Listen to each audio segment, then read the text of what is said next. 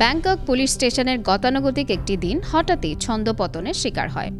চোর, ডাকাত, খুনি কিংবা সন্ত্রাসী নয়, আচমকা এক বিড়ালকে ধরে নিয়ে আসেন এক পুলিশ কর্মকর্তা। বিদেশি গণমাধ্যম সূত্রে জানা যায়, পথ হারিয়ে ব্যাংককের সড়কে দিশেহারা হয়ে ঘুরছিল আমেরিকান শর্ট হেয়ার জাতের বিড়ালটি।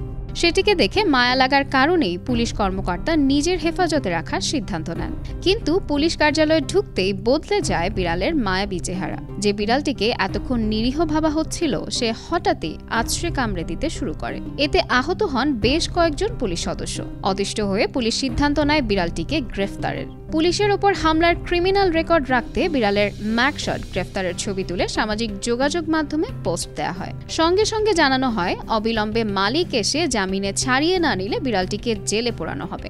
এই ঘটনা ছড়িয়ে পড়তেই সামাজিক যোগাযোগ মাধ্যমে তোলপাড় শুরু হয়। অনেকেই বিড়ালটিকে দত্তক নিতে আগ্রহী হন। কিছুক্ষণ পরেই খুঁজে পাওয়া যায় বিড়ালটির আসল মালিককে। জানা যায় বিড়ালটির নাম নুপট্যাং, যার অর্থ টাকা গণনা। মালিক জানান, বিড়ালটি ইচ্ছে করে কামড়ায়নি, বরং খিদের কারণেই বেপরোয়া আচরণ করেছিল। সবশেষে একটি মুচলেখা নিয়ে নুপট্যাংকে তার মালিকের কাছে ফেরত দেওয়া হয়। নাজনীন নিসা, আনন্দ টিভি।